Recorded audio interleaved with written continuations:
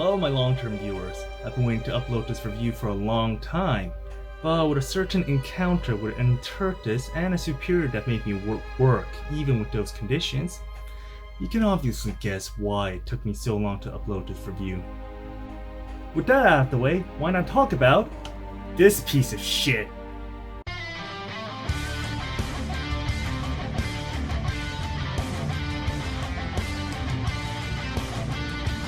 As being a robot's Damashii, this is a figure rather than being a model kit. And in doing so, it doesn't have to be assembled or painted any way. The downside is that the price for this figure happens to be at least, or in this case minimum, double that of your average model kit. That said, the figure here is from the Netflix anime series Pacific Rim The Black, which acts as a sequel to both the live action films, and I had a good time with it. The series, and it's a definite improvement over Uprising. Atlas Destroyer here is the main Jaeger of the series and plays an important role overall. With all the exposition out of the way, the figure here is disappointing. Firstly, when looking at the details, the paint job is half-assed, while the yellow and blue combination is relatively well blended. There is a severe lack of panel lining, which makes this overall figure dull and very toy-esque. This is in addition to the yellow paint job, which looks very cheap, especially for a robot Damashii. The inner components also seem to have the bare minimum paint job, as just one bland grey coating was done without any further finishes. The visor and the head also seems cheap, let's be honest here. And why didn't Bandai even try to conceal the production manufacturer's origin, really making this figure look like a Hasbro action figure? Then again, when the packaging is like this, what did I expect? Oh yeah, this! A perfect example of another robot Damashii is the Sterlitzia. Just by the looks, she is a beauty, as the details and paint job are superb and intricately inscribed. This is a far cry from what Atlas Destroyer here is and what I expected Atlas Destroyer to initially be. When talking about articulation, robot Damashii figures happen to be very flexible, with Atlas Destroyer possessing similar traits. The head can move up and down, left and right. The chest can move down but hardly back. The abdomen can move down but hardly up. The shoulders can move a wide range of motions.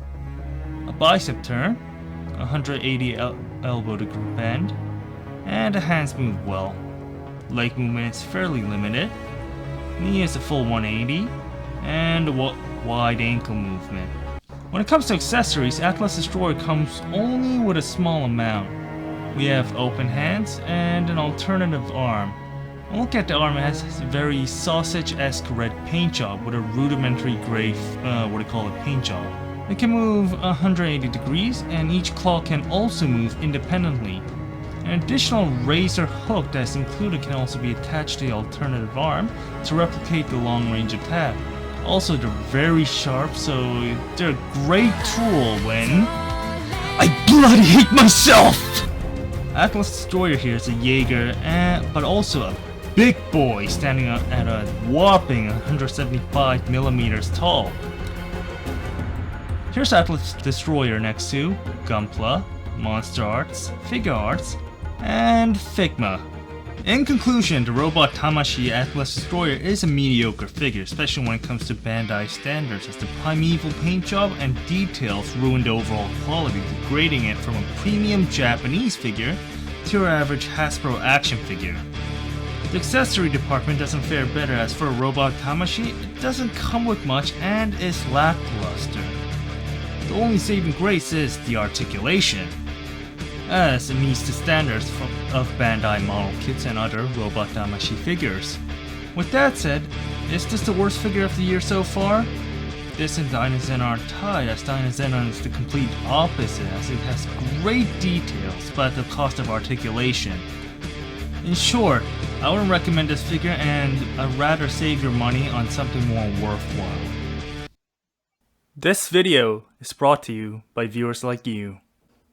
Thank you. So I don't ask for your help. I beg for it! On what, you might ask? This. And this.